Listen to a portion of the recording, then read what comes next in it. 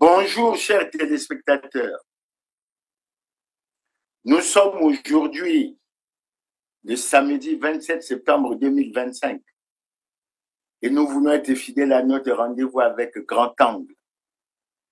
Et pour démarrer notre émission, nous allons commencer par vous donner l'information sur le webinaire qui aura lieu dans la journée, c'est-à-dire ce samedi 27 septembre 2025 à 18h heure de Brazzaville, 19h heure de Paris. Et je souhaite que vous soyez très nombreux. Chers téléspectateurs, le 12 août dernier, nous avons amorcé une expérience. Nous avons réalisé une émission webinaire. Et vous pouvez certainement, ou vous devez me poser la question, qu'est-ce que c'est? J'aurais pu dire que c'est une conférence en ligne, mais je dirais que c'est une conversation entre moi et vous, les téléspectateurs, sur les sujets d'actualité. Évidemment, l'actualité peut être principalement orientée sur ce qui se passe au Congo. Et cette actualité concernerait les aspects politiques, les aspects économiques, les aspects financiers, les aspects sociaux, les aspects même de morale, les aspects même de sécurité. Et on pose des questions, et moi, je m'efforce à animer cette conversation pour que nous nous comprenions, pour que sur des sujets où vous avez des interrogations, où vous avez des questionnements, où vous avez un certain nombre de préoccupations, que je puisse apporter ma réponse. Mais ma réponse n'est pas toujours nécessairement la vérité. Vous pouvez également intervenir sous forme de contribution, sous forme de complément à ce que j'aurais pu dire, sous forme d'approfondissement des réponses que j'aurais pu donner. Donc, nous allons, et je tiens d'abord à vous rappeler que je vous présente mes excuses parce qu'initialement, on avait prévu que après le webinaire qui avait eu lieu le 12 août, on allait en faire un le 16 le 12 septembre, mais on a expressément reporté pour des raisons techniques. On a reporté au 27, donc le 27, le samedi à 18h, heure de Brazzaville. Nous serons en communication. Vous me direz, mais comment vous serez connecté? À travers les réseaux sociaux. Le lien vous sera donné. Et je pense que à travers l'émission Grand Angle également, le lien apparaîtra. Et au plan technique, on va s'efforcer à ce qu'à travers les réseaux sociaux, vous ayez le lien. Donc, n'ayez pas de crainte. Moi, je n'en aurai pas. Je sais d'avance qu'il y aura des questions qui peuvent être dérangeantes, parce qu'il y a des gens qui parfois se préparent à poser des questions dérangeantes. Mais nous nous efforcerons, sans faire la langue de bois, mais en essayant d'apporter ce que nous considérons comme notre vérité, qui peut certainement être complétée, qui peut donner lieu à des discussions, mais c'est ça aussi tout l'intérêt du webinaire pour que nous nous comprenions et que nous avançons. Donc, chers téléspectateurs, rendez-vous est donné pour le samedi 27 septembre à 18h, heure de Brazzaville. Je pense que c'est probablement 19h, heure de Paris. Je n'ai pas relevé l'heure à Washington ou ailleurs, mais je crois qu'à cette heure-là, nous pourrons, et nous avons expressément choisi le samedi, parce que nous considérons que c'est un jour férié, où les gens peuvent disposer d'un peu de temps pour qu'on ait des échanges, qu'on puisse aller. Mais évidemment, il faut aussi vous dire que ça sera limité dans le temps. Nous n'allons pas passer toute notre nuit au webinaire, et à un moment donné, je crois qu'on aura apporté la clarification, sinon les réponses aux questions qui auront été posées, et nous allons essayer de convenir qu'à un moment donné, le webinaire va s'arrêter. Donc, pour me résumer, je dis, le webinaire que nous allons organiser le samedi 27 septembre, ça sera en fait une conversation entre Clément Mierassa et les téléspectateurs.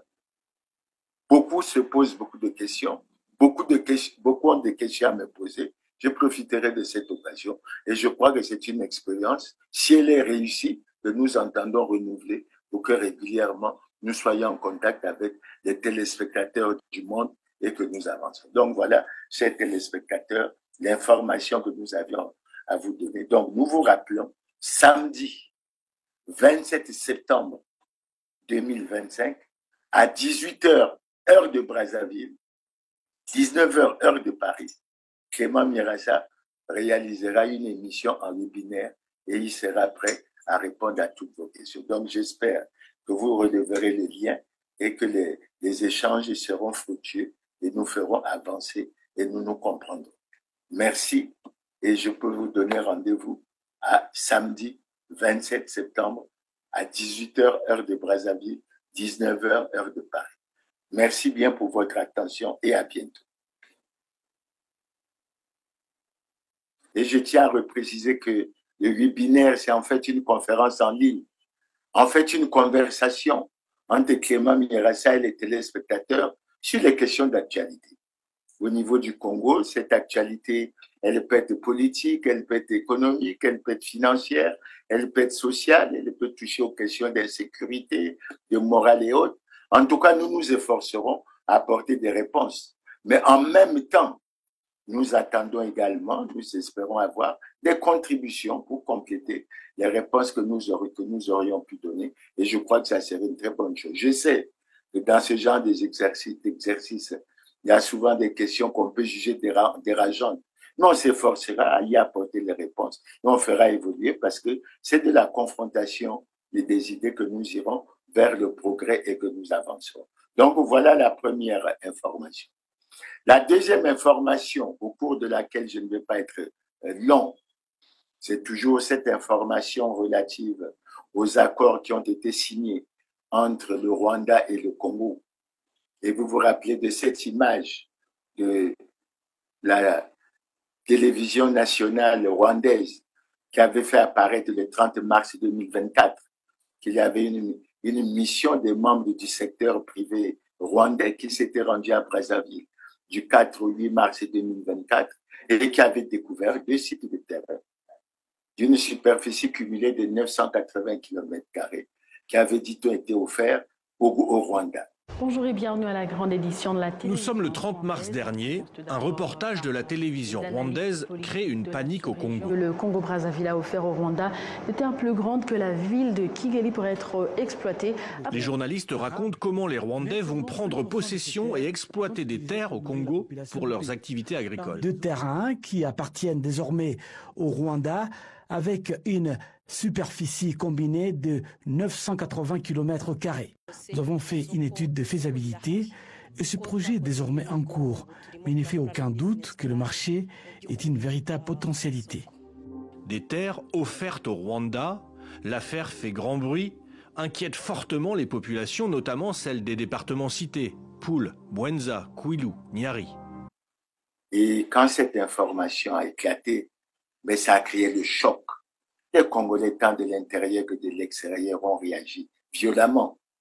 Les Rwandais s'étaient déjà préparés, semble-t-il, avec beaucoup d'enthousiasme, à venir y faire de la culture, soit du maïs, soit du soja, soit du piment, tellement ils avaient apprécié la fertilité des sols. Mais devant la réaction des Congolais, et celle-ci s'est illustrée par les aspects suivants: non à la vente de nos terres, non à la cession de nos terres aux Rwandais, sous quelque forme que ce soit, oui à l'annulation pure et simple de ces accords. Il y a beaucoup de choses qui se disent. Nous savons que les gouvernants nous entendent, mais ils observent un curieux silence sur cette demande, mais nous ne baisserons pas les bras et puis nous allons continuer. Maintenant, en ce qui concerne la troisième information, nous avons découvert sur les réseaux sociaux une lettre qui a été adressée par le collectif des travailleurs de EKRC. Vous savez, EKRC est cette société qui s'occupe de l'électricité au Congo.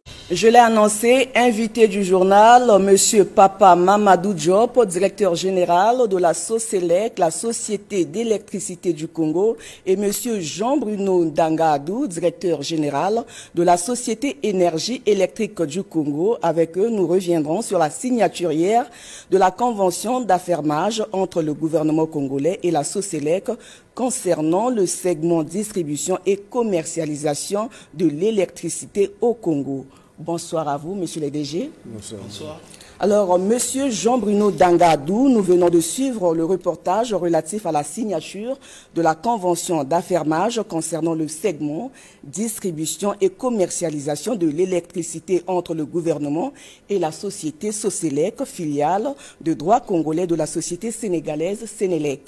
Une certaine opinion parle de la vente de EKRC. Vous, en qualité de DG de cette entreprise, pouvez-vous nous dire qu'en est-il exactement? Merci madame de m'avoir invité. Je vous en prie. Je tiens à rappeler que Énergie électrique du Congo a été créée en 2018 comme société de patrimoine. Ce n'est pas maintenant qu'elle a été érigée, mais c'est depuis 2018 que cette société a été créée comme société de gestion du patrimoine électrique du Congo. À titre transitoire, on a confié la gestion du service public en attendant qu'on puisse trouver des partenaires pour confier la gestion des centrales hydroélectriques et de la distribution et commercialisation. L'heure est arrivée. On a déjà remis les centrales en concession. Et l'heure est arrivée, effectivement, de s'occuper du côté distribution et commercialisation. Ces partenaires vont nous apporter des investissements nécessaires pour améliorer la qualité du service public. Voilà le grand problème. Et ils auront aussi la mission de maintenir nos installations, de les entretenir. Et il y aura donc une notation de la performance de ces sociétés-là, où nous sommes actionnaires à 15%. Ça veut dire que nous sommes le gendarme de l'État au sein de cette société-là, pour voir si réellement ils respectent la convention signée.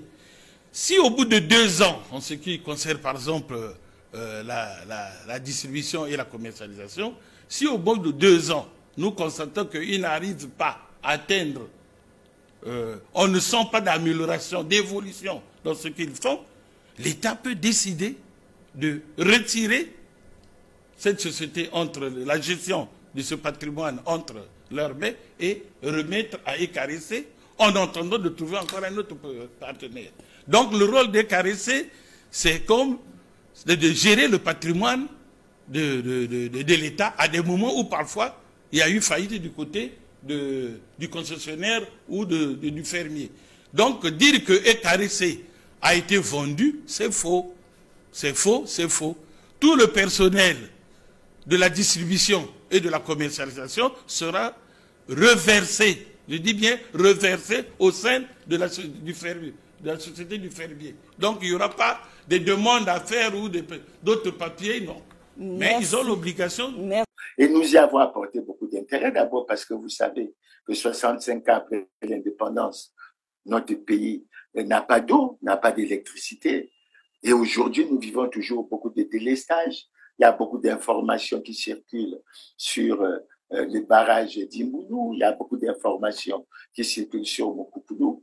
Et nous avons été très heureux de découvrir cette lettre des travailleurs de EKRC, d'autant que le dernier Conseil des ministres a abordé en même temps cette question d'électricité, mais sous l'angle, semble-t-il, de l'approbation d'un pacte national d'énergie qui, semble-t-il, envisagerait d'offrir au Congo à 6 millions de Congolais de l'électricité à l'horizon 2030. Mais le constat que nous faisons, c'est que, en dépit des moyens importants financiers qui ont été engrangés dans ce pays, 65 ans après l'indépendance, nous n'avons pas, les Congolais n'ont pas de l'électricité, et c'est extrêmement grave.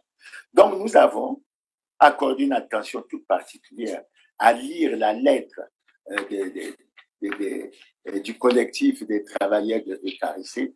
Et sur cette lettre, il y a beaucoup d'aspects, évidemment. Je ne vais pas vous lire la lettre, je vais commenter quelques aspects. Parmi les aspects qui ont retenu notre attention, puisque je l'ai sous les yeux, je vais aller à la synthèse. Il est dit clairement ceci. En toute transparence, nous affirmons que l'origine de ces dysfonctionnements porte un nom, le directeur général avec la sphère présidentielle. Ce qui veut dire que ce sont les gouvernants qui sont à la base des maux que nous connaissons. Ce qui est extrêmement préoccupant, puisqu'il s'agit d'un service public. Et à mon avis, on devrait y accorder une attention toute particulière. Maintenant, quand on poursuit, il y a un passage qui a retenu mon attention, c'est lorsqu'on dit « derrière les apparences, la réalité est bien plus sombre. Il vend des illusions en tirant les lignes pendant que l'entreprise s'enlise dans la crise. » Et il vous souviendra de ce débat que nous avons eu avec ce problème que nous avons eu avec les opérateurs sénégalais sur Caressé, sur les barrages et sur un certain nombre de choses. Et c'est véritablement dommage. D'autant que je lis un passage qui m'intrigue et qui me préoccupe. Il est dit, pire encore, le directeur général a reconnu publiquement devant les employés que c'est le gouvernement lui-même qui lui aurait interdit d'entretenir les barrages et le réseau électrique.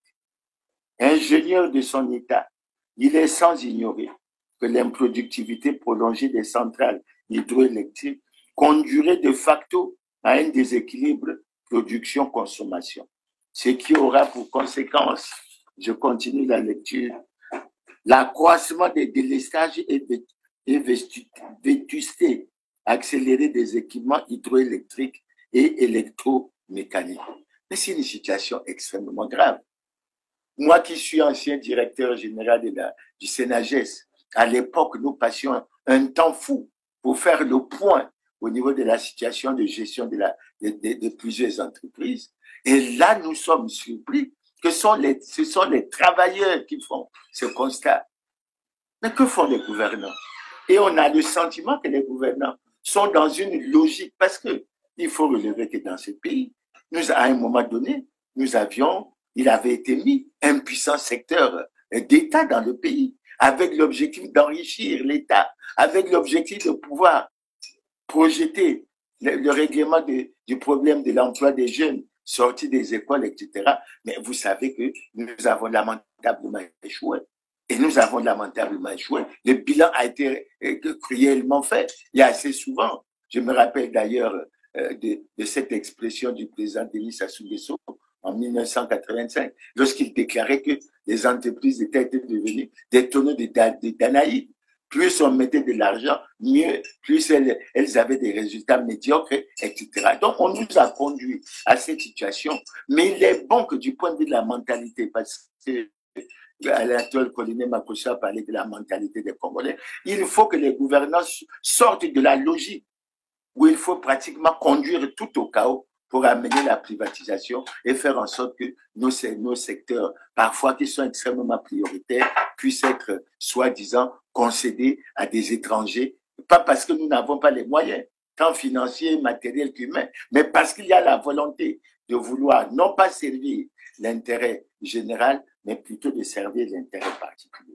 Et quand je parle, que je vois un aspect qui me touche sérieusement, on dit non seulement il y a la facturation, mais en plus, les pièces sont achetées dans les marchés domaniaux auprès de vendeurs informels au lieu de passer, passer par des fournisseurs d'agréés. Mais vous voyez bien, pourquoi nous aimons toujours détruire les biens communs pour chercher à aller avoir avantage à l'intérêt particulier. Et je crois que les travailleurs de ECAREC ont bien fait.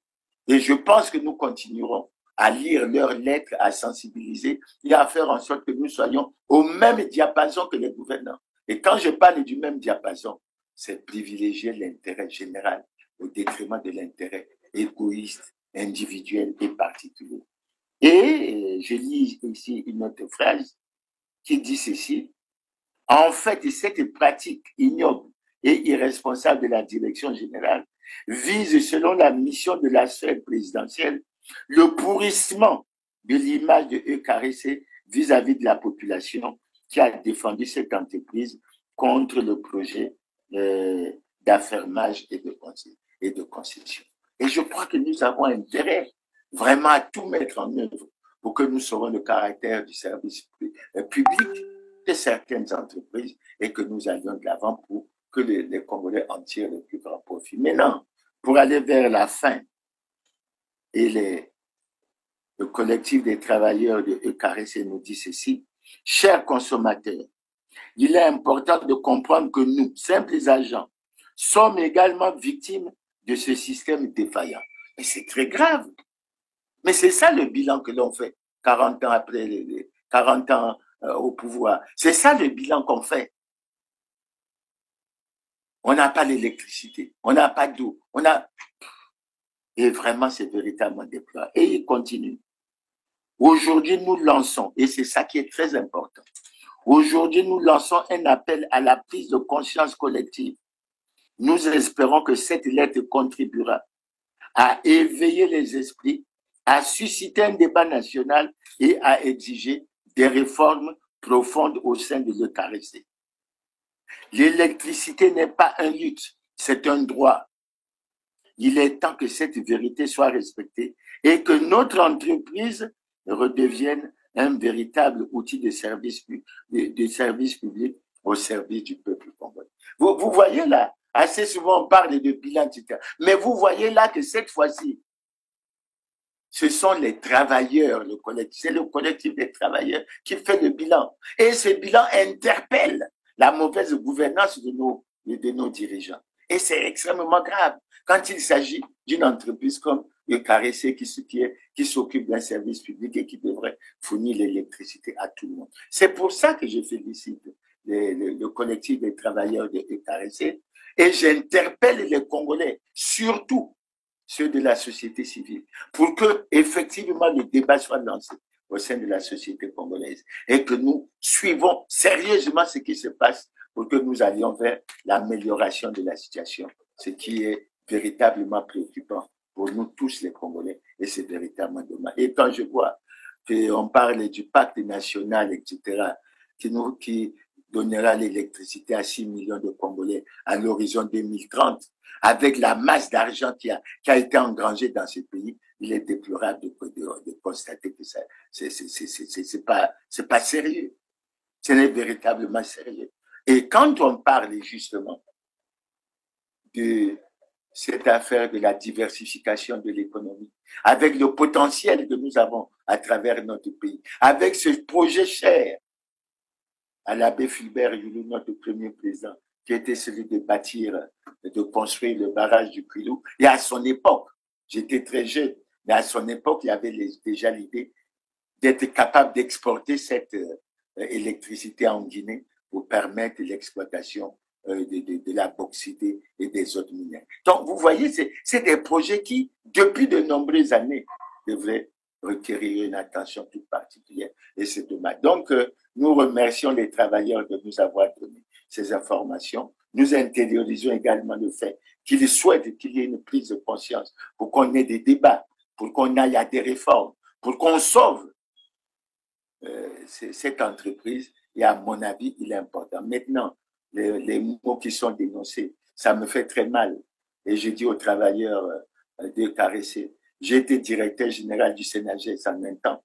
Et c'est pratiquement les mêmes mots que nous avons dénoncés dans les années 80. Et 40 ans après, c'est les mêmes mots que l'on retrouve. Le problème de l'homme, le problème des surfacturations, de la mauvaise gestion.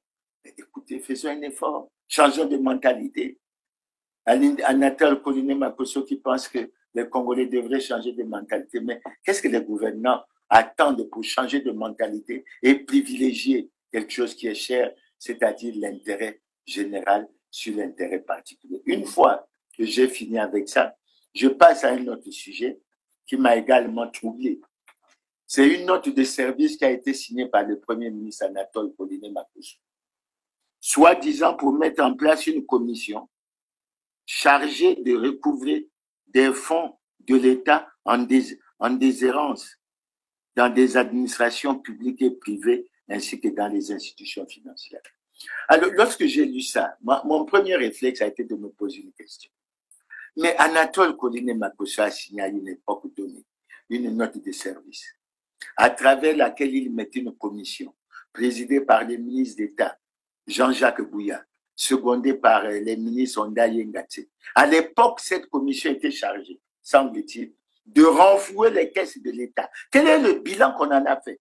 Quelles sont les leçons qu'on en a tirées? Non, le bilan n'est pas fait, les Congolais ne sont pas informés, et cette fois-ci, toujours dans cette volonté de vouloir naviguer à vue, non, on sort une note pour essayer de créer une commission avec les travailleurs, pratiquement les travailleurs de l'État, etc. Tout ça. Mais ça nous pose un problème. Moi, j'ai relu la Constitution et j'ai cru retenir à travers l'article 125 de la Constitution que les lois de finances sont du domaine de la loi. Sous l'autorité du ministre en charge du budget, la direction du budget joue un rôle essentiel dans le pilotage des finances publiques. C'est elle qui élabore le projet de loi de finances en lien avec les ministères. Le PLF, comme il est souvent appelé, est le document officiel qui autorise les recettes et les dépenses de l'État pour l'année à venir. Chaque année, il y a toujours deux parties dans la loi de finances. La première partie définit les ressources du budget de l'État, donc l'ensemble des ressources qui sont prélevées sur l'économie française d'une année et les dépenses qui sont en face, ça donne un équilibre et ça, par ce biais-là, le Parlement autorise le gouvernement à lever les impôts et autorise le gouvernement à s'endetter lorsqu'il y a du déficit pour financer l'équilibre de l'État. En deuxième partie, en revanche, politique par politique, on vote les crédits des ministères pour mener à bien les politiques qui sont les leurs. La préparation du PLF nécessite un long travail de la part de la direction du budget et de ses partenaires. Dès le début de l'année, ces équipes étudient les hypothèses d'évolution des dépenses pour l'année suivante. Elles rencontrent ensuite les différents ministères qui précisent leurs demandes d'évolution de leurs crédits et de leurs emplois.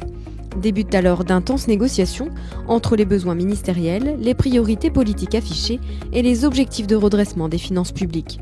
Un processus qui s'étend sur plusieurs mois et implique de nombreuses directions de Bercy et des ministères, au premier rang desquels on trouve les agents de la direction du budget. Il faut savoir qu'il y a aussi d'autres directions de Bercy qui sont mobilisées. La direction générale des finances publiques est mobilisée dans la préparation et quelquefois dans le suivi aussi de certains articles et de certains amendements. On a aussi les douanes, la DGCCRF. Donc c'est un texte qui mobilise bien sûr l'ensemble de Bercy. Mais c'est vrai qu'avec la DLF et la DB, on est quand même en première ligne sur ce texte chaque année. Une fois les crédits attribués et les grandes orientations du budget esquissées, place à la rédaction du PLF. Le texte est ensuite soumis au Conseil d'État et au Haut Conseil des finances publiques avant d'être présenté en Conseil des ministres. La suite se déroule à l'Assemblée nationale puis au Sénat. Le Parlement dispose de 70 jours pour examiner et voter le budget. Pendant cette période, la direction du budget travaille en étroite collaboration avec les cabinets ministériels pour défendre et adapter les différents articles du PLF au fur et à mesure des débats. La direction du budget a appuyé et préparé le ministre à cette présentation du budget, notamment en étudiant les amendements qui ont été déposés par les parlementaires sur la mission et en lien évidemment avec les cabinets ministériels. La direction du budget a piloté les projets de réponse aux amendements qui sont ensuite soumis au ministre pour sa présentation du budget. Arrive alors la dernière ligne droite et la promulgation au journal officiel. On défend pour le gouvernement le projet de texte, le projet de loi de finances devant le Conseil constitutionnel avant qu'il entre donc en vigueur avant le 31 décembre de l'année. Et ça recommence avec un nouveau cycle l'année d'après. Et ce qui se passe ici à travers ce que Colonel Makosso a fait, ça relève des lois de finances. Pourquoi ils veulent contourner les lois? Et où est le trésor dans tout ça? Alors ma réponse elle est claire. C'est toujours dans le but de l'enrichissement illicite de certains d'entre eux. Ce qu'ils ont fait. Ils ne déclarent pas les patrimoines. Et Colonel Makosso dit qu'on déclare. Vous n'en avez pas déclaré. Ce que vous avez fait n'est pas conforme à la loi. Mais vous vous intéressez toujours et toujours à l'enrichissement illicite. Et je pose une question, puisque j'espère qu'on y reviendra. Puisqu'ils pensent au fond, en déshérence, mais l'argent qui a été dilapidé du trésor public à travers des dossiers que nous connaissons parfaitement. Nous, l'enquête de Libération ce jeudi sur le détournement présumé de la manne pétrolière du Congo-Brazzaville, l'un des pays, Hélène, les plus pauvres du monde. Des centaines de milliers d'euros, de millions d'euros évaporés dans ce qui s'apparente au pillage de tout un pays où le revenu moyen par habitant n'atteint pas 5 € par jour. Le premier volet de cette enquête, intitulé « Le président, l'intermédiaire et les millions envolés », raconte comment l'arrestation de cet homme d'affaires, Lucien Ebata, un proche du président Denis Sassou Nguesso, mis en examen en France en 2021 pour blanchiment et corruption active, comment son arrestation a permis la mise au jour d'un puissant système financier occulte au profit du clan du président Denis Sassou Nguesso, arrivé au pouvoir pour la première fois, on le rappelle, en 1979, une affaire qui a commencé en janvier 2012 à l'aéroport de Roissy où Lucien Ebata s'était fait arrêter en possession de sommes stupéfiantes en liquide, 182 000 € et 40 000 $ en espèces non déclarées, au cœur de ce système de détournement présumé. Une société, la société de Lucien Ebata, la société Orion, du nom de la constellation symbolisant la force dans la mythologie grecque. Une entreprise moins poétiquement immatriculée aux Seychelles avec l'aide du cabinet d'avocats Mossack Fonseca, un nom qui vous dit sans doute quelque chose puisqu'il s'agit de la société qui s'est retrouvée au cœur du scandale d'évasion fiscale des Panama Papers. S'agissant d'Orion, donc, Libé affirme que cette société a alimenté des dépenses somptuaires, des dizaines de milliers d'euros de cadeaux achetés dans des boutiques de luxe sur les Champs-Élysées, jusqu'à des mouvements de cash pouvant atteindre des millions d'euros à Paris et à Monaco.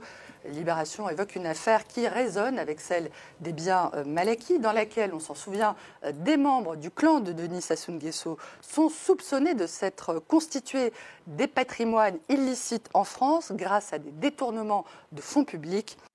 Les 14 000 milliards, les malversations financières au fonds de soutien à l'agriculture, les détournements au niveau de la caisse de retraite des fonctionnaires, le FIGA, le fonds d'impulsion, de garantie, etc. Où est-ce qu'on en est? Les 6 milliards des bourses qui se dissipent chaque année sans jamais laisser de traces.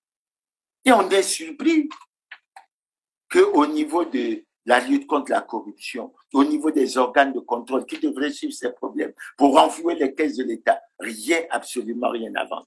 Et c'est pour ça que j'ai tenu à prendre un peu quelques notes au plan technique pour dire que, en ce qui nous concerne, il s'agit d'une démarche qui est montée pour l'enrichissement de certains, de cette minorité qui ne s'arrête pas de vouloir s'enrichir. Et pour moi, cette commission ne se justifie nullement. D'abord, elle ne se justifie pas du point de vue du droit. Et je vais donner un argument que j'ai tenu à relever ici en disant, à notre avis, je ne pense pas me tromper, à notre avis, l'État dispose d'un mécanisme simple de recouvrement des sommes qui lui sont dues à quelque titre que ce soit. C'est l'avis de mise en recouvrement émis par le Trésor public. Cette commission n'est pas justifiée par l'orthodoxie des finances publiques. Mais pourquoi ils veulent écarter le Trésor public? Monsieur Anatole Collinet-Macosso, pourquoi vous voulez écarter le Trésor public? Et pourquoi vous mettez des commissions avec en plus, après on va voir ça tout à l'heure, des sommes effroyables et importantes pour le fonctionnement de ces structures? Non, non. Et je continue à faire mes commentaires. L'affectation des recettes provenant des participations publiques devrait obéir au mécanisme budgétaire de mobilisation, de mobilisation du budget de l'État, puisqu'il s'agit de la gestion du portefeuille public en intervention, et une intervention de la loi est nécessaire. Mais le Premier ministre Collinet-Macosso nous dit souvent que l'administration c'est écrit, mais toutes ces lois c'est écrit. Pourquoi il ne lit pas? Pourquoi on ne veut pas se référer à la loi? Pourquoi on est toujours dans cette tentation de vouloir violer la loi? Et moi, l'autre aspect sur lequel j'ai essayé de me pencher, mais c'est l'aspect qui concerne le pouvoir réglementaire du Premier ministre. Et il est encadré par la loi suprême qu'est la Constitution. Et je me suis référé à la Constitution pour lire l'article 104 de la Constitution, selon lequel il est dit ceci. Les actes du Premier ministre sont contresignés par les ministres chargés de leur exécution. Vous voyez cette note. Vous voyez cette note. On parle d'abord, il n'y a aucun visa. On parle du ministre des Finances, on parle du ministre du Contrôle d'État. Mais cette note n'est pas contresignée. Mais M. Colline Makosso, où est-ce que vous nous amenez le pays? On vous dit régulièrement que le pays va mal, très mal. Et la régularité de cette note de service questionne. Pourquoi? Pourquoi? Surtout, et le Premier ministre doit le savoir, que la loi des finances ne donne aucune habilitation au Premier ministre de faire des affectations de ressources publiques, autrement que par le biais de la loi des finances. Pourquoi M. Colline Makosso veut éviter le passage de la loi des finances? Et je lui apprends rien, puisque le gouvernement doit se préparer à présenter la loi des finances 2026. Pourquoi? Qu'est-ce qui se passe exactement? Et lorsqu'on va voter la loi des finances, il n'y aura rien pour la lutte contre la corruption, il n'y aura rien pour récupérer l'argent qui a été dilapidé. Mais c'est en ce moment-là, justement, parce que lorsqu'on regarde les recettes au niveau du budget de l'État, mais il y a toujours des recettes qui proviennent du portefeuille public. Et je ne pense pas me tromper.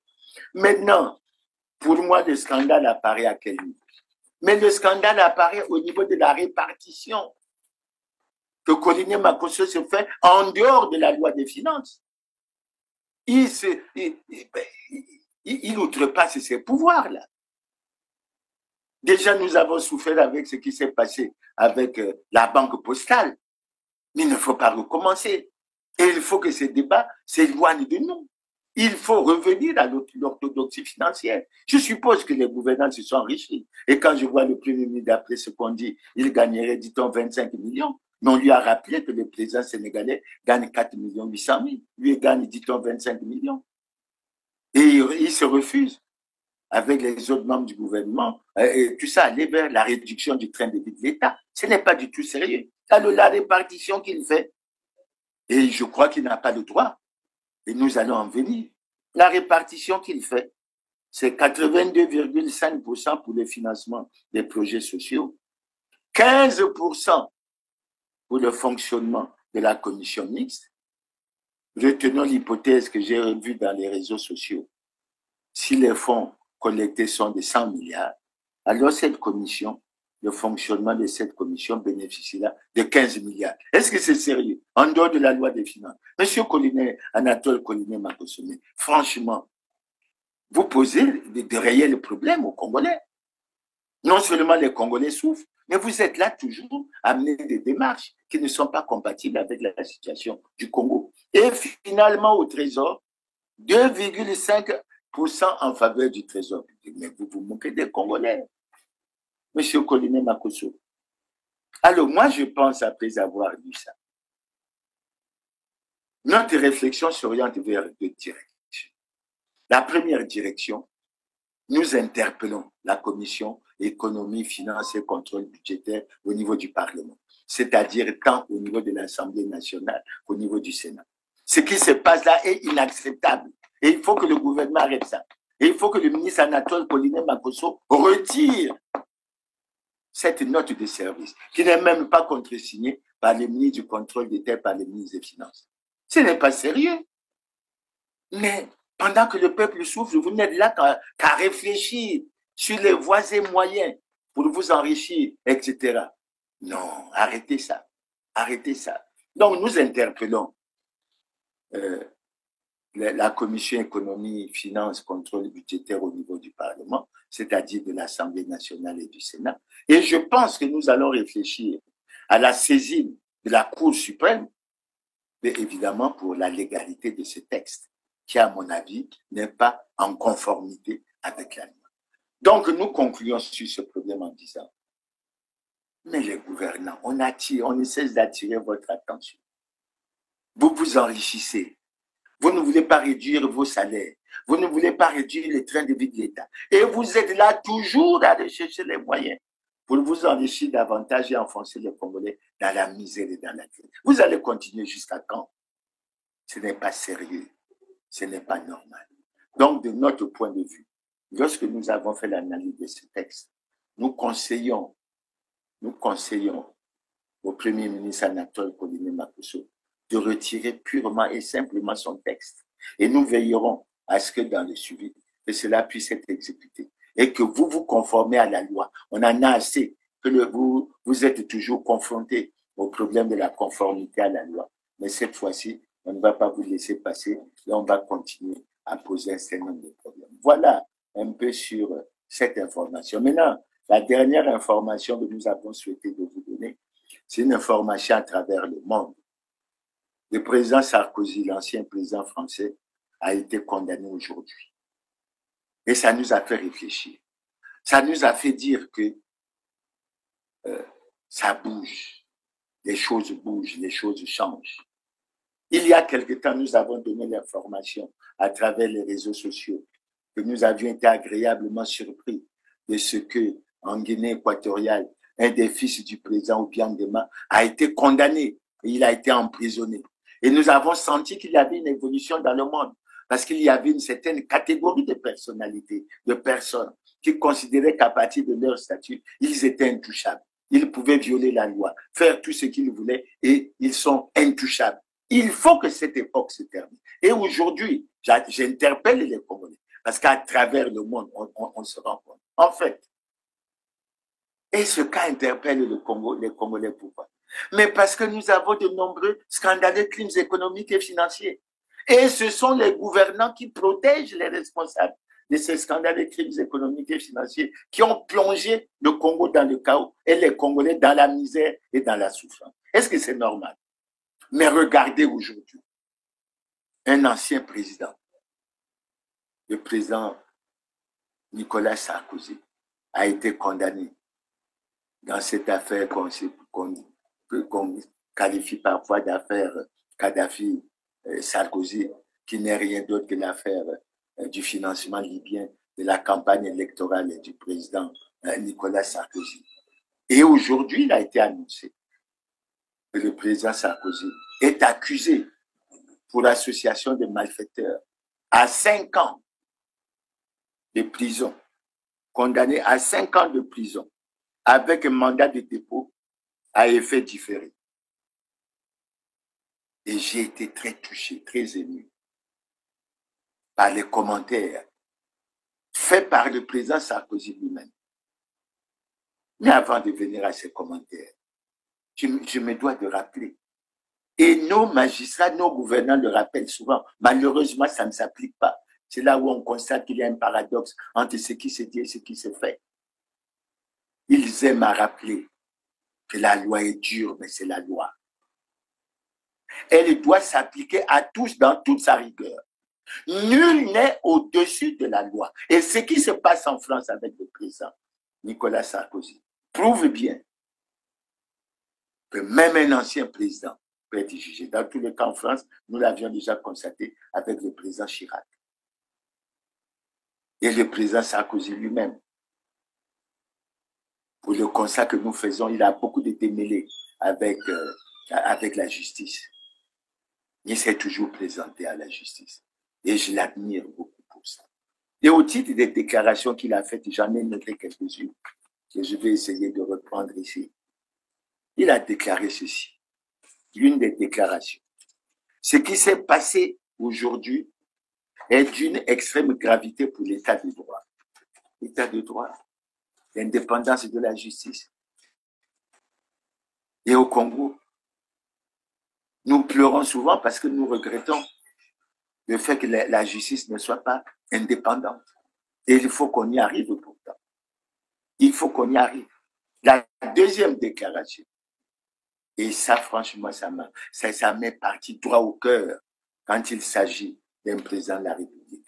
Après avoir clamé son innocence, malgré la condamnation, il clame son innocence. Et il dit ceci. Ça aurait pu me faire couler les larmes. Je dormirai en prison la tête haute. Et s'ils veulent absolument que je dorme en prison, je dormirai en prison. Mais la tête haute. Mesdames et messieurs, ce qui s'est passé aujourd'hui dans cette salle du tribunal correctionnel de Paris est d'une gravité extrême pour l'état de droit, pour la confiance qu'on peut avoir pour la justice. Plus de 10 ans d'enquête pour trouver un financement libyen dont le tribunal correctionnel vient de dire qu'il n'a pas pu, et pour cause, être trouvé dans ma campagne.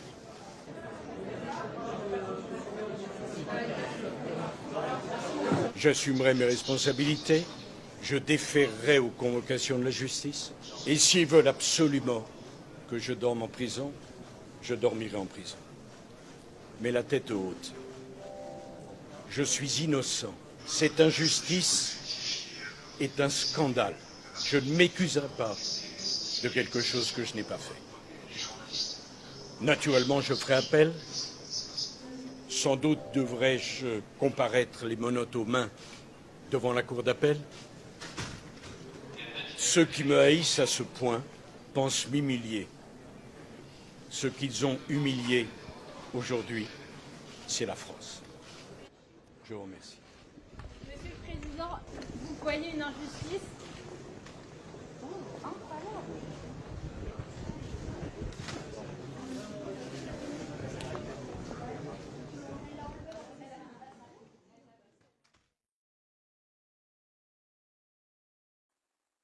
Je dormirai en prison, la tête haute.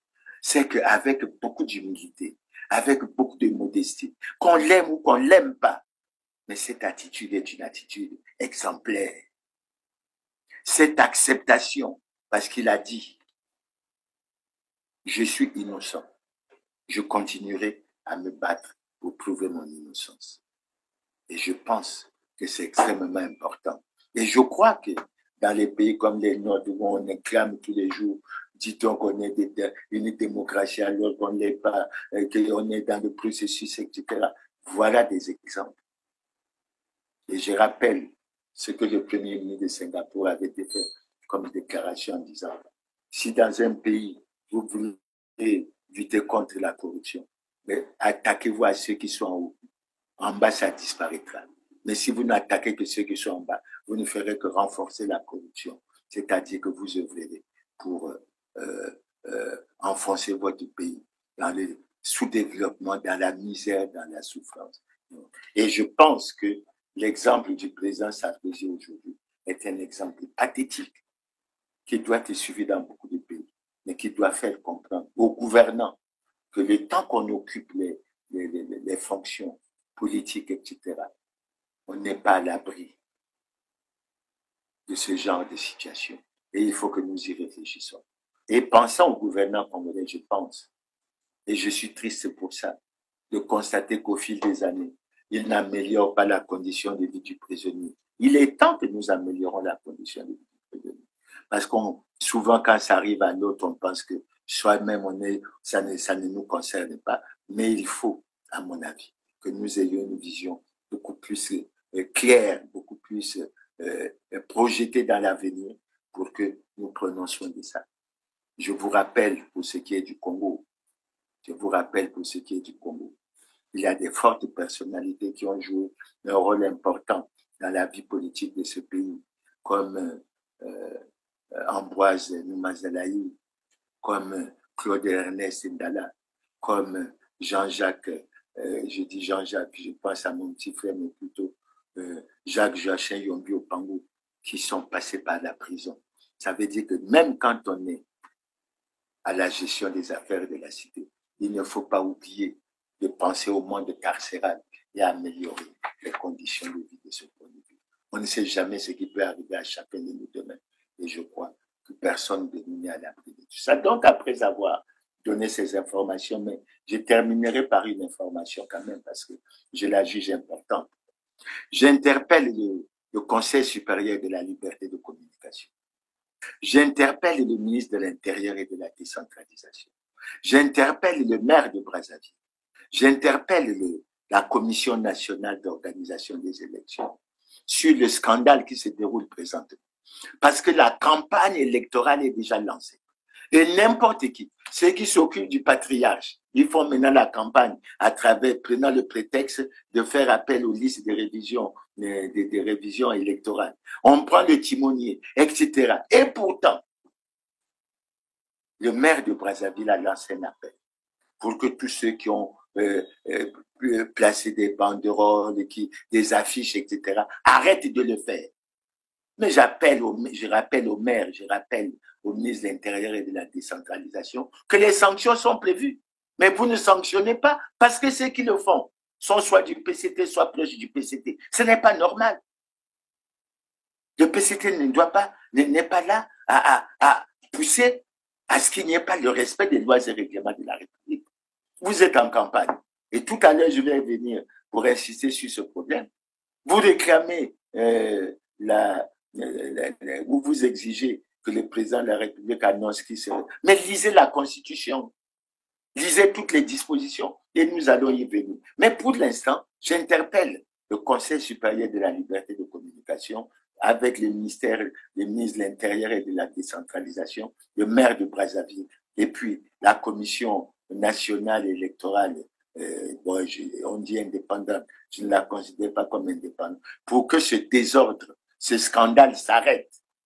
On ne peut pas croire que c'est plus un pays. On ne respecte pas la loi, on fait ce que l'on veut. On devient dans une jungle, on devient dans une anarchie. Et ce n'est pas du tout sérieux, ce n'est pas du tout normal. Maintenant, après avoir donné ces informations, je passe à la thématique de ce jour, qui fait suite à un certain nombre de thèmes que nous avons développés. Et aujourd'hui, nous avons voulu aborder un aspect. Nous ne serons peut-être pas très longs sur le sujet, mais nous avons tenu quand même à l'aborder. Nous l'intitulons « La peur de la transparence ». Apprendre à dire la vérité au peuple congolais. Nous le disons parce qu'il se passe beaucoup de choses. Il se passe beaucoup de choses.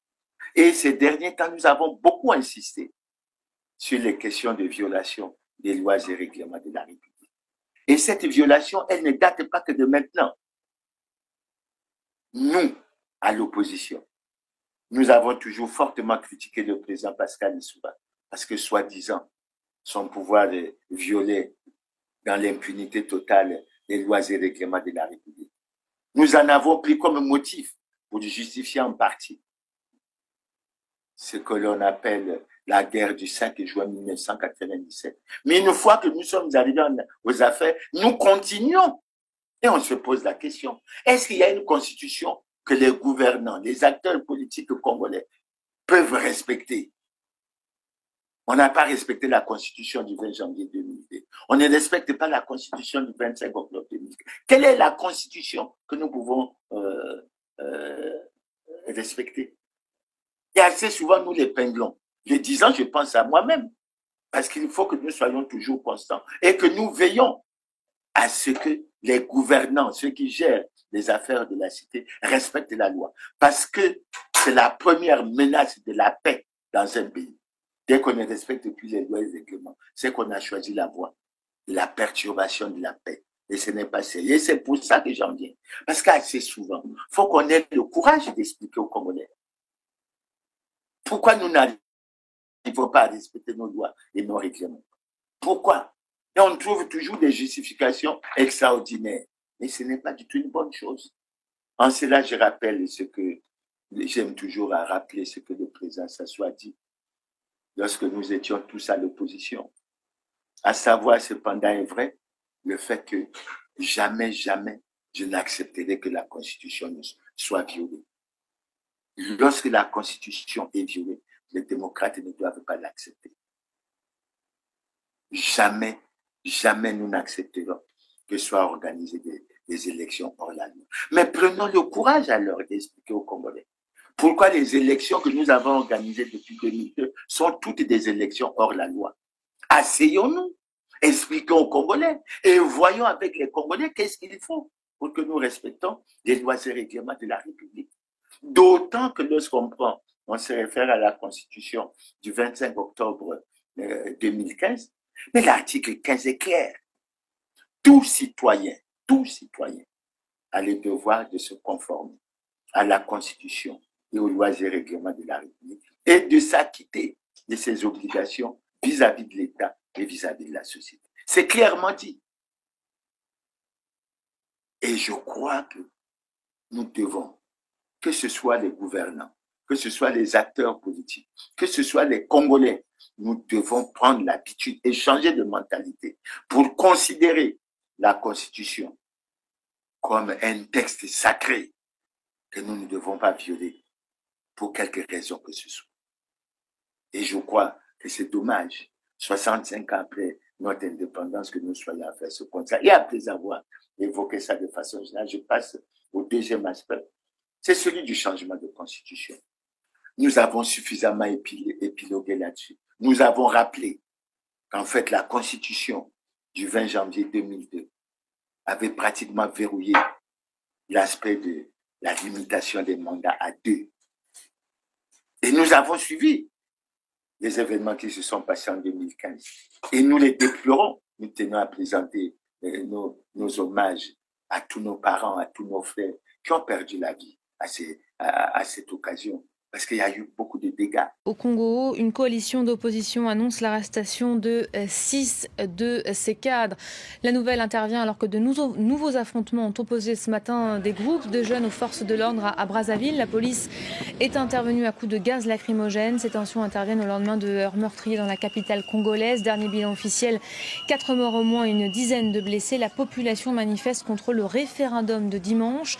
Le scrutin devrait permettre au président Denis Sassou Nguesso de changer la constitution et de briller un troisième mandat. François Hollande lui a adressé quelques mots tout à l'heure. Il a appelé le président congolais à rassembler, respecter et apaiser. La raison mentionnée, c'était qu'il fallait changer la constitution pour faire évoluer les institutions. Mais avant d'aborder les autres aspects, je vais dire c'est faux, cet argument. Pourquoi? Mais parce que nous avons découvert à travers le livre de Jean-Louis Debré ce que je ne pouvais pas dire. Mais que les gouvernants congolais avaient envoyé un émissaire chez lui, chez Jean-Louis Debré, ancien président du Conseil constitutionnel en France, pour essayer de voir avec lui comment on pouvait modifier la Constitution pour permettre au président de la République de se maintenir au pouvoir. Donc le problème, ce n'était pas celui de faire évoluer les institutions. Le problème était celui de la conservation du pouvoir. Mais si tel est le cas, prenons le courage d'expliquer aux Congolais, dans la transparence totale. Parce que Jean-Louis Debré a répondu en disant ceci, après avoir lu les textes de notre Constitution. Ce n'est pas possible si on veut respecter les lois. Et toute autre solution est exclue. Mais malgré ça, puisqu'on a cherché l'avis d'un sachant bien préparé à répondre à la question, malgré ça, nous avons tenu à changer la Constitution, soi-disant pour faire évoluer les institutions. Mais est-ce qu'on a fait évoluer les institutions? Puisque dès qu'on a changé la Constitution, on s'est rendu compte qu'on n'avait même pas les moyens financiers pour faire fonctionner correctement ces institutions. On fait comment? Et le constat qu'on a fini par faire, c'est qu'au lieu de faire évoluer les institutions, le constat qui est fait, c'est quoi? Mais on viole de façon permanente les lois et règlements de la République y compris. Quand je dis on viole, en première exposition, les gouvernants. Alors, que veut-on? Allez, je vous prends un exemple très fort. On dit que de 2009 à 2022, on a organisé des concertations politiques, on a parlé de dialogues permanents, etc. Mais la Constitution du 25 octobre 2015 institue, par ses articles 227 et 228, le Conseil national de dialogue, organe de concertation, d'apaisement, de recherche de consensus entre les forces vives de la nation sur les grands problèmes politiques d'intérêt national. Mais expliquez-moi, comment avec tant de problèmes que nous avons, depuis 2015, le Conseil national de dialogue n'est pas formellement mis en place. Une violation de la Constitution. Mais expliquons au peuple pourquoi on viole la Constitution. Alors, et pourtant, les Congolais ont constaté, depuis pratiquement 2012, les voix s'élèvent pour demander soit des états généraux, soit la tenue d'un dialogue national inclus. Souvent, c'est le silence complet. Mais le silence, là, il faut que les gouvernants le sachent. C'est une violation de la Constitution. Parce qu'il est anormal que depuis 2015, alors que le Congo traverse depuis plus de 10 ans une grave crise multidimensionnelle, que le Conseil national de dialogue, qui devait jouer le rôle d'apaisement, de concertation, de recherche de consensus, que certains aiment appeler de vivre ensemble. Alors, vous voulez divertir les Congolais en disant que vous voulez le vivre ensemble et vous ne voulez pas appliquer les lois qui ont été mises à notre disposition pour justement permettre de se vivre ensemble. Vous voulez quoi? Et vous n'expliquez pas aux Congolais. Qu'est-ce qui a manqué à ces gouvernants pour appliquer les dispositions relatives au Conseil national de dialogue? Mettre en place ce conseil. On a même nommé le ministre d'État que Dieu a rappelé auprès de lui, le ministre Mbéli Martin. On a mis la charia avant le nommant secrétaire permanent d'un conseil qui n'avait pas été formellement mis en place. Et on ne lui a même pas permis d'organiser une seule réunion du Conseil national. Non, faut pas exagérer. Faut pas exagérer. Et c'est pour ça que je dis que les gouvernants actuels ont peur de la transparence, ont peur de dire la vérité aux Congolais. Mais si on ne dit pas la vérité aux Congolais, et on est toujours dans la langue de bois, on est toujours... Non, ça ne peut pas marcher, ça ne peut pas avancer. Tout à l'heure, je vous ai évoqué la situation du Premier ministre qui sort d'une note, comme il s'agit des milliards, on sort de la note, mais elle n'est pas conforme à la loi aux lois que nous avons prises, notamment à la loi des finances. Ça ne se passe pas comme ça. Et il faut que nous soyons éveillés pour généralement apporter la contradiction. Donc là aussi, nous tenons. Quand on prend le changement de constitution, c'est vrai que nous avons développé que ça s'est fait en violation de la constitution du 20 janvier 2002, que ça s'est fait en violation de l'acte constitutif de l'Union africaine, ça s'est fait en violation de la charte africaine de la démocratie, des élections et de la gouvernance, mais en plus, on passe le temps à la violer. Est-ce que c'est normal? Et je vais essayer d'évoquer avec vous quelques cas flagrants de la violation justement de la Constitution et des lois et règlements de la République. C'est pour ça que je passe au troisième point de cet aspect. C'est l'obligation des déclarations de patrimoine. Je ne reviendrai pas là-dessus. Il y a beaucoup de choses qui ont déjà été dites. Je rappellerai juste que selon l'article 48 de la Constitution du 20 janvier 2002 et l'article 55 de la Constitution du 25 octobre 2015, tout citoyen élu ou nommé à une autre fonction publique est tenu de déclarer son patrimoine lors de la prise de fonction et à la cessation de celle-ci. Et moi, j'ai bien apprécié la déclaration d'Anatole Koliné-Makosso lorsqu'il présente son programme d'action gouvernementale. Lorsqu'il dit que, plus qu'un devoir, il s'agit d'une preuve de bonne gouvernance, de lutte contre l'enrichissement illicite et de corruption. Mais là où je ne suis pas d'accord avec Koliné-Makosso et je ne suis pas d'accord avec Thierry Lungala, ils ont fait des déclarations pour dire au Congo on a fait la déclaration. C'est pas vrai, vous n'avez pas fait la déclaration de patrimoine. Celle que vous avez faite n'était pas conforme aux lois et règlements de la République, particulièrement à la Constitution. Et vous vous en êtes rendu compte parce que depuis que Clément Mirassa a introduit un recours en janvier 2002, et que la Cour suprême a répondu en avril 2022 pour dire que la déclaration de patrimoine doit se faire lors de la prise de fonction. Elle ne se fait plus. C'est vrai qu'ils ont mené les démarches pour amender la loi. La loi a été amendée en mai 2024, mais depuis mai 2024, plusieurs nominations, mais il n'y a plus de déclaration de patrimoine. Et ça, c'est un aspect sur lequel nous reviendrons, parce que les gouvernants n'expliquent pas. Mais quand je prends par exemple les préfets qui sont dans les régions, qui s'occupent des élections, tout ça, mais ils ne sont pas en conformité avec la loi. Ils n'ont jamais déclaré leur patrimoine. Vous avez suivi à travers les dernières nominations. Ils ont fait des passations de services, mais ils n'ont jamais. Donc, le respect de la loi, c'est quelque chose que les gens acceptent. Et quand je regarde la plupart de nos institutions, que ce soit la Cour constitutionnelle, que ce soit la Cour suprême, que ce soit même le Conseil supérieur de la liberté de communication, les membres de ces structures prêtent serment. Et lorsqu'ils prêtent serment, mais ils prennent l'engagement de respecter la Constitution. Et au moment où ils le font, ils violent la Constitution parce qu'ils ne déclarent pas leur patrimoine. Et il faut que les préfets qui s'occupent de la révision des listes électorales, les sous-préfets, il faut que nous sachions qu'ils ne sont pas en conformité avec la loi. Mais où est-ce qu'on amène le pays? Que faisons-nous? Alors, s'agissant de l'obligation de patrimoine, au-delà de ce qui a été dit, ce qui me frappe, c'est que lorsqu'on prend la loi 4/2019, je crois, de février 2019, qui est relative justement à l'obligation de déclaration de patrimoine. Mais il faut lire l'article 12 de cette loi. Parce que l'article 12 fait quoi? L'article 12 prévoit les sanctions.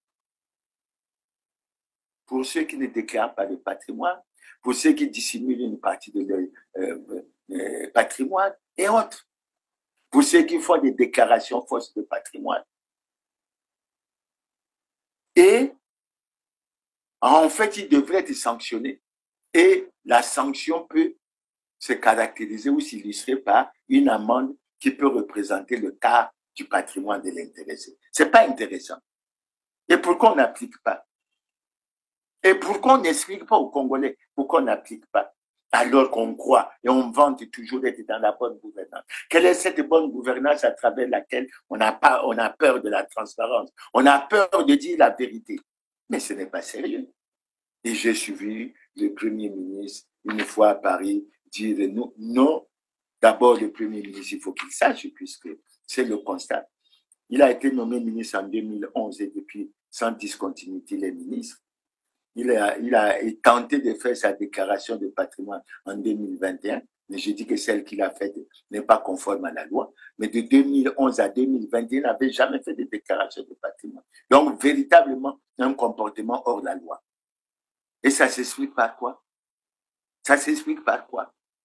Et le ministre Thierry Mungala dit aussi, voilà, les ministres, ils n'ont pas déclaré. Prenez rien que le dernier remaniement ministériel qui a eu lieu en janvier 2025. Nous sortir de là, que ce soit ceux qui sont sortis du gouvernement, que ce soit ceux qui sont entrés, que ce soit ceux qui ont changé de poste, ils n'ont jamais refait la déclaration de patrimoine. Et c'est véritablement dommage. Et c'est pour ça que nous disons qu'il y a dans le système, dans le mode de fonctionnement du système congolais, la peur de la transparence, la peur de dire la vérité, d'expliquer un certain nombre de choses et d'aller les faire avancer. Maintenant, j'ai suffisamment parlé des violations des lois et règlements de la République. Maintenant, je vais aborder un aspect qui est actuel. C'est l'aspect de la reconnaissance des partis, puisqu'il touche aussi à l'aspect de la révision des listes électorales.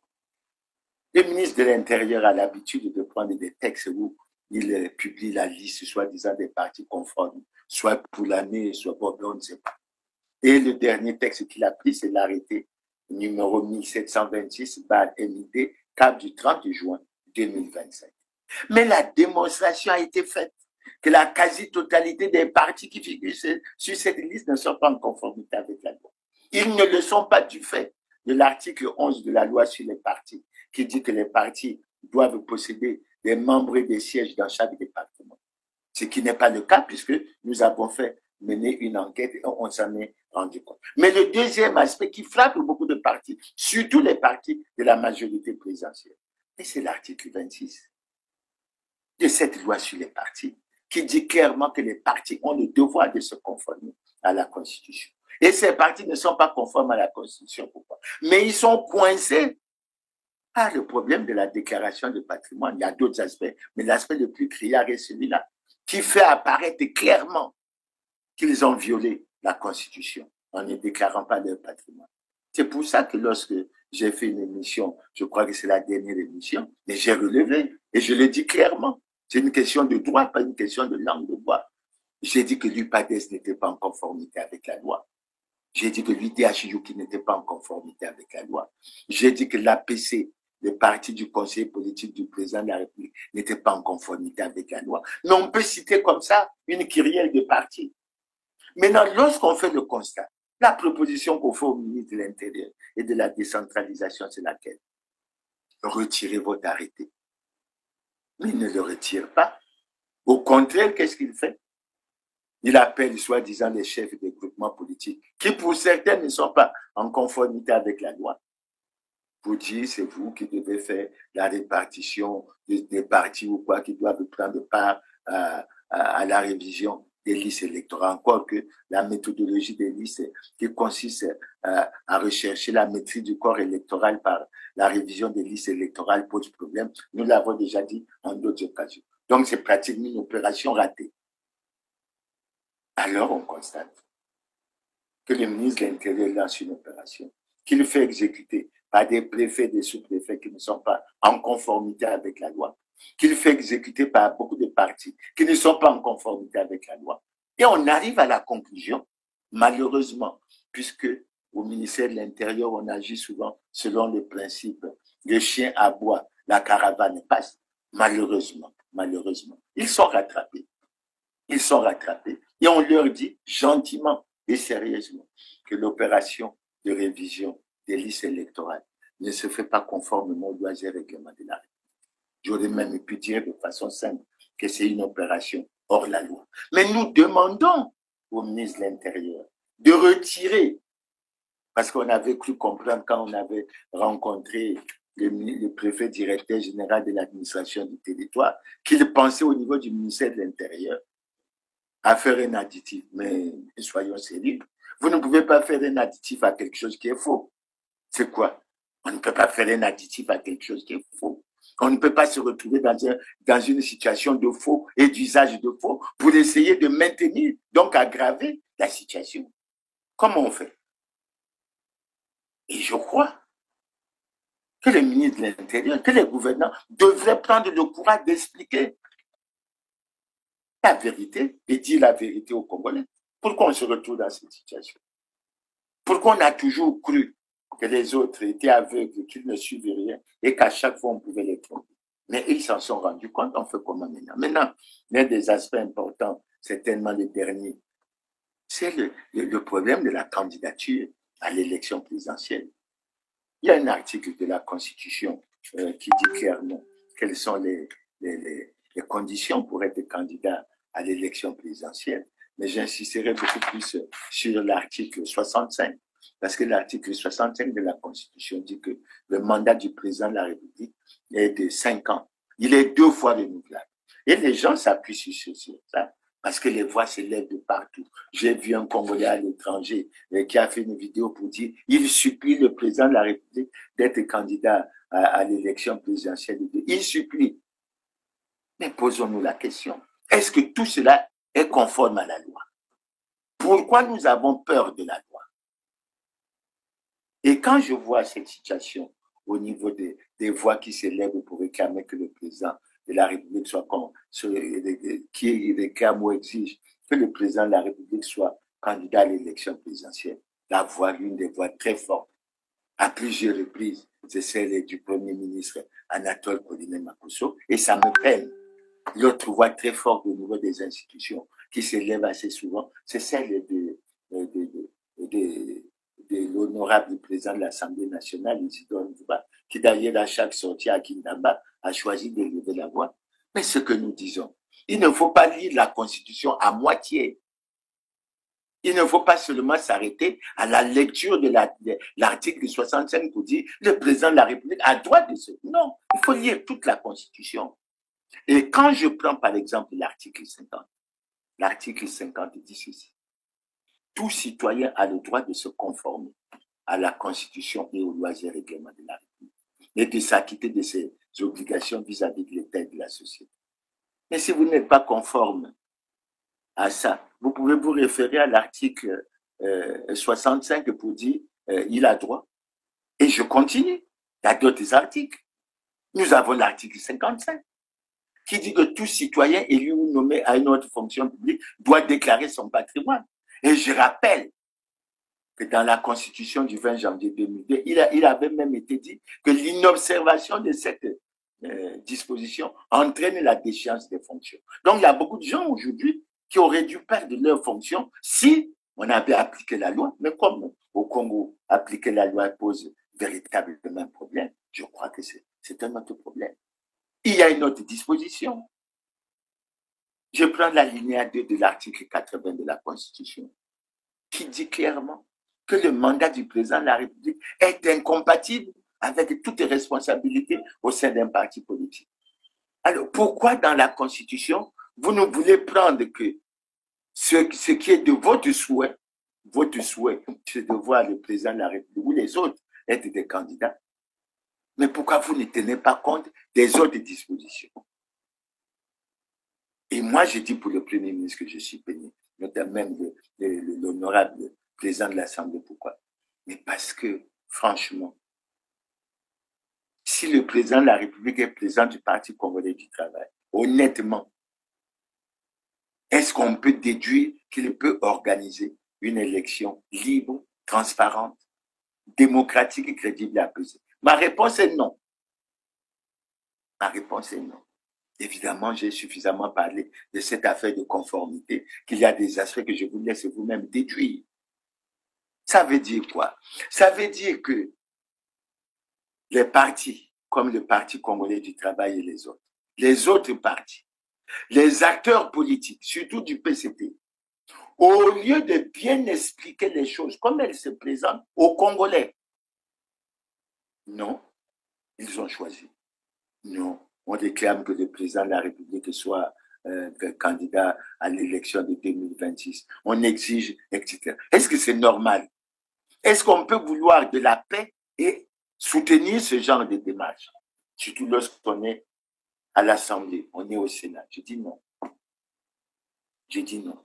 En ce moment-là, vous cessez d'être des représentants du peuple, vous devenez des partisans des causes que vous connaissez vous-même et que vous maîtrisez. Et c'est extrêmement dangereux. C'est pour ça que nous disons, dans la démarche et dans la situation du Congo aujourd'hui, il est important que nous accordons une attention particulière sur la transparence. Il est important que nous accordons une attention particulière sur le fait de dire la vérité aux Congolais. C'est à travers cette vérité que nous bâtirons le véritable vivre ensemble. Mais ce n'est pas en faisant la langue de bois, ce n'est pas en cherchant à plaire, ce n'est pas en cherchant à vouloir créer des problèmes entre les citoyens congolais pour des problèmes d'interprétation de la loi. Et je rappelle à certains que sous le président Lissouba, les acteurs politiques congolais, dont moi-même d'ailleurs, nous avons eu des problèmes à interpréter un article de la Constitution, s'agissant justement de la nomination d'un Premier ministre qui devait sortir de la majorité présidentielle, de majorité, oui, président, de la majorité parlementaire. Et on a donné, chacun a donné l'interprétation selon ce qu'il souhaitait voir. Mais il faut lire le droit. Il faut lire le droit.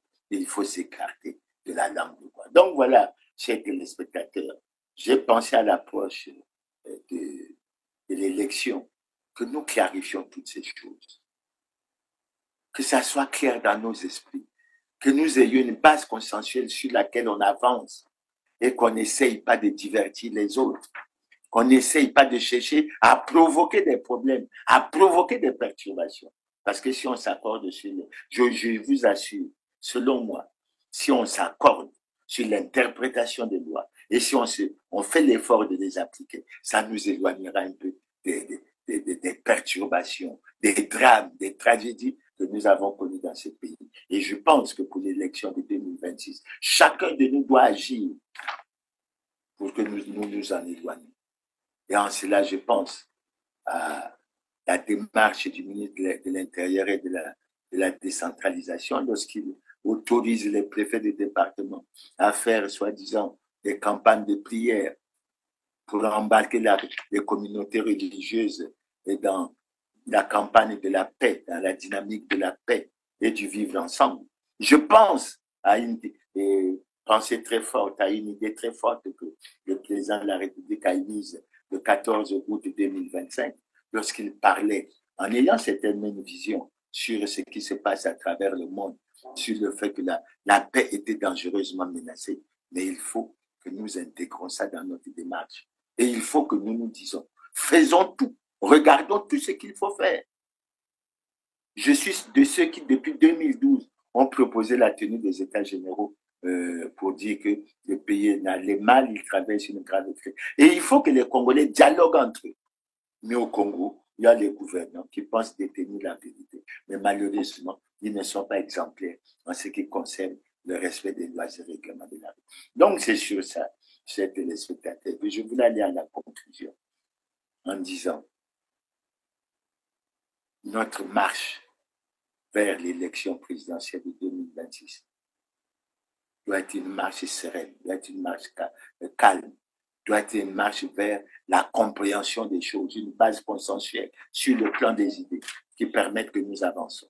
Et pour ça, il faut que nous sortons de la ruse, de la malice, de cette volonté que nous avons toujours de vouloir contourner les autres à notre profit, de vouloir non pas privilégier l'intérêt général, mais de vouloir privilégier l'intérêt égoïste, l'intérêt personnel, l'intérêt individuel. Il faut que nous nous en éloignions.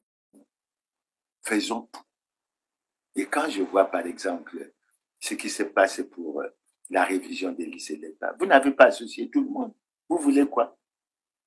Et pour beaucoup, les gouvernants doivent le savoir. Les Congolais pensent que vous avez déjà dans vos tiroirs les résultats des élections. Est-ce que c'est sérieux? Est-ce que c'est normal? Mais l'élection, ce n'est pas fait pour plaire à certains puis venir donner des résultats pour faire plaisir aux gens. L'élection est faite pour permettre aux Congolais, à tous les Congolais, de choisir librement et calmement les personnalités qu'ils veulent voir conduire les destinées de notre pays. Et c'est un moment extrêmement grave, extrêmement important. Comme je l'ai dit tout à l'heure, le mandat est de 5 ans. Donc pendant 5 ans, il faut que cette personnalité qui soit élue puisse respecter la Constitution, conduire le pays à bon port et faire en sorte qu'il améliore les conditions de vie des Congolais. Ce n'est pas ce que nous percevons à travers les gouvernants actuels. Nous avons toujours le sentiment qu'il y a des arrière-pensées, qu'il y a des calculs, et dans un seul but, la conservation du pouvoir. Mais mes chers frères, mes chers compatriotes, ce qui est important pour les Congolais, ce n'est pas qu'un groupe ou quoi conserve le pouvoir. Ce qui est important pour les Congolais, c'est que les Congolais aiment ce pays, aiment les Congolais et travaillent pour le pays, pour l'amour du Congo et pour que le Congo avance. Ce n'est pas pour que un groupe se substitue là, se mette en place pour chercher toujours et toujours à conserver le pouvoir. Et je crois que c'est en ça que chaque fois que nous le pourrons, nous apporterons le message de la vérité. Et tel que l'élection se prépare maintenant, avec la révision des listes, je crois que savoir même, d'après les commentaires qui sont faits, que ce n'est pas suivi par les Congolais. Mais parce qu'ils ne sont pas impliqués, ils ne sont pas intéressés. Et c'est pour ça que beaucoup de commentaires faits par les Congolais, ils disent qu'ils ne se sentent pas concernés par l'opération de révision des listes électorales. Parce qu'on ne leur a pas expliqué. Parce qu'on ne leur a pas expliqué pourquoi on lance cette opération, alors qu'on avait déjà dit à Dionisy que cette méthodologie proposée par l'administration ne permet pas d'obtenir la bonne maîtrise du corps électoral et ne permet pas la bonne mise à jour du fichier électoral. Nous le savons. Pourquoi on va? Pourquoi? Pour essayer de tromper la communauté internationale et dire oui, non, ça ne passera plus. Avec les réseaux sociaux, même si vous voulez chercher à les bloquer, tout ça, avec les réseaux sociaux, avec les nouvelles technologies de l'information et de la communication, ça ne passe plus, ça ne passera plus. C'est pour ça que j'interpelle les gouvernants et j'interpelle les Congolais. Veillons tous à ce que nous soyons dans la vérité. Veillons tous à ce que nous disons la vérité. Veillons tous à ce que nous militons pour que tous les choses se déroulent dans la transparence et faisons en sorte qu'il n'y ait pas de Congolais qui cherchent à s'imposer par la force. Donc, chers compatriotes, c'est sur ces mots que je termine en revenant sur ce que je vous ai dit d'entrée de jeu. Je sais que vous suivrez cette émission le samedi 27, mais je pense que vous la suivrez avant le webinaire qui est prévu pour le samedi 27 septembre à 18h, heure de Brazzaville, 19h, heure de Paris. Et comme je l'ai dit plus haut, ça sera une conversation entre Clément Mirassa et les téléspectateurs. Ça sera une occasion qui permettra aux uns et aux autres de lui poser des questions. Mais il ne sera pas le seul à répondre. Il y en a qui pourront apporter des contributions. Il y en a qui pourront intervenir dans le débat sur l'actualité.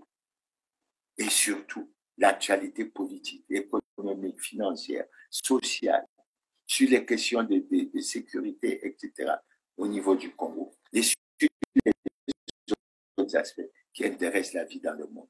Et je crois que nous nous efforcerons à avancer et aller de l'avant. Donc, chers compatriotes, je vous donne rendez-vous pour le samedi 4 octobre, si je ne me trompe pas. Et je pense qu'à cette occasion, mais je m'efforcerai à ce qu'à cette occasion, nous développons un thème très intéressant qui s'éloignera un peu du thème des élections parce qu'on a mis beaucoup de temps. Mais si vous avez des questions, etc., je suis toujours là et je serai disponible à y apporter des réponses. Donc, je vous remercie pour votre aimable attention et vous donne rendez-vous au samedi 4